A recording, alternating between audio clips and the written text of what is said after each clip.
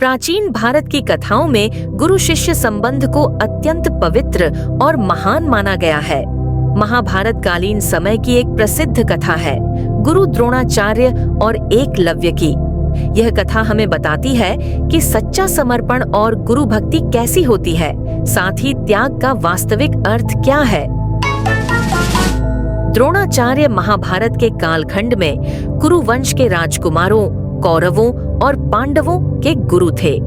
वे शस्त्र विद्या के अद्वितीय ज्ञाता और धनुर्विद्या के महागुरु माने जाते थे। उनके शिष्य अर्जुन को दुनिया का सर्वश्रेष्ठ धनुर्धर कहा गया। हिरण्यधनु नामक निषाद राज का पुत्र था एकलव्य। वह वनवासी समुदाय से था, परंतु बचपन से ही उसे धनुर्विद्या में गहरी रुचि थी। उसका सपना था कि वह भी महान धनुर्धर बने और अपने समाज का गौरव बढ़ाए। जब उसने सुना कि द्रोणाचार्य सबसे बड़े धनुर्विद्या आचार्य हैं, तो वह गुरु द्रोण के पास पहुंचा और उनसे शिक्षा देने का निवेदन किया।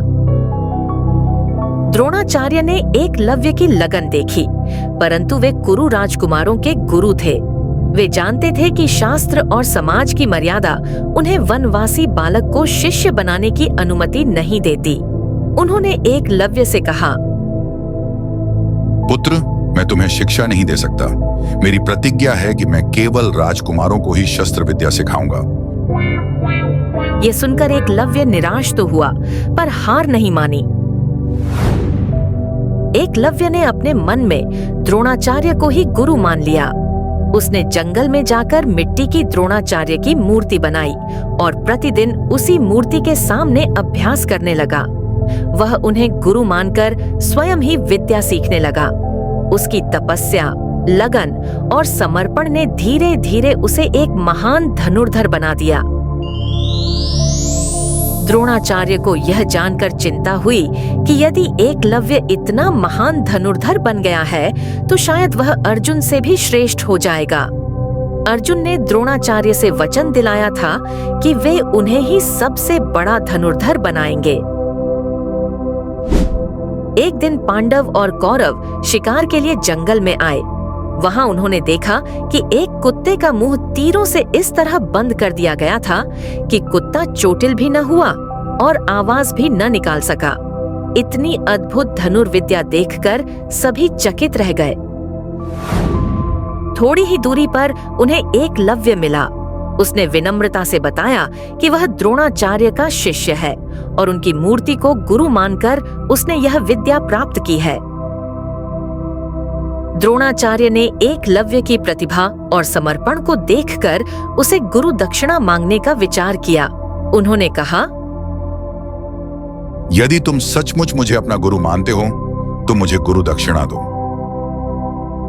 एकलव्य ने बिना संकोच के कहा, गुरुदेव, जो भी आप चाहेंगे मैं दूंगा। द्रोणाचार्य ने कहा, मुझे तुम्हारा दाहिना अंगूठा गुरु दक्षिणा स्वरूप चाहिए।